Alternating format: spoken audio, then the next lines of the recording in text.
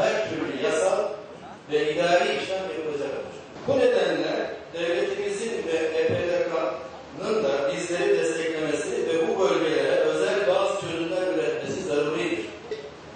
Özelleştirme yapıldığı zaman halk kazanmıştır. Kamu kazanmıştır. Etkinlik, verimlilik ve tutumluluk artmıştır. Özel sektörün sermaye birikiminde kamu adına yararlanılmıştır. Bunu hepimizin takdir etmesi gerekiyor. Biraz önce Kasım Bey ifade etti. Burada kayıp, kaçak çok fazla. Kayıptan fazla ziyade kaçak çok fazla. Benim memleketim, biz bunu farkındayız. Ve Sayın Türkiye'lerle daha önceki sohbetimiz esnasında kendisine şunu paylaştı. Burası fakir fukarası bol olan bir memlekettir. Elbette bu işi siz alın ve şekle sokacağınıza da inanıyorum. Ancak en fakir, elektrik faturasını ödeyemeyecek durumda olan insanlara da bir çare üretilmesi konusunda kendisi de son derece isteklidir. Hayırlı olmasını diliyorum. Özellikle bu sıkıntıları belki Van'dan daha fazla yaşayan Mardin'in milletvekili olarak da burada yaşanan o olumsuzlukları inşallah bu yeni sistem içerisinde çözebileceğimizi umuyorum.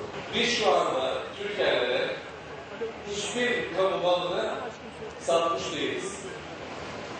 Bu bir varlık satışı değildir. Bu bir mülkiyet devri değildir. Trafolar bizim, direkler bizim, iletim hatları bizim, dağıtım hatları bizim. Peki biz neyi devretmiş oluyoruz? Biz bu kamu hizmetinin özel sektöre yapılmasının önünü açmış oluyoruz.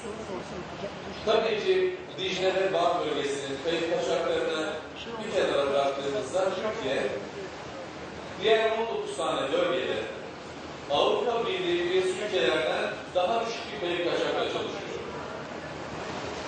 O yüzden ben Vanlı hemşehrilerimin de bunun gerisine kalmayacağını, Muş'tan, Bitlis'ten, Hakkari'den vatandaşlarımızın bu Türkiye'nin geneliyle alakalı bu yaşakları kaldıran bir kenarda olmayacaklarına inandığımı belirtmek istiyorum. Reyhan olayı bir faili meşhur olay değildir.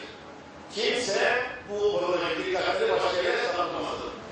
Bu olayı El-Kaide terör örgütünün üstlendiği konusundaki haber Suriye'de rejim yanlısı bir internet sitesinin iddiasını ortaya çıkmıştır.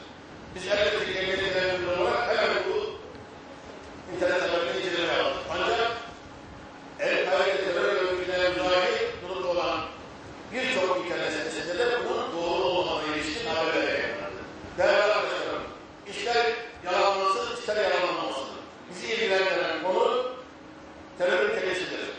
El-Kaide bir terör örgütü ve Türkiye'nin yıllarca mücadele ettiği bir terör örgütüdür. Bir ifade ettiğim için bir daha söylüyorum. Sadece ve sadece son 2 yılda El-Kaide terör örgütüne ilişkin tam 104 operasyon gerçekleştirilmiştir. Bu operasyonlarda 345 kişi rastlanmıştır. Bunların 109'u tutuklanmıştır. En etkili mücadele El-Kaide'mizde bu tarafa yapmıştır. Şimdi gelelim Reyhan olayına.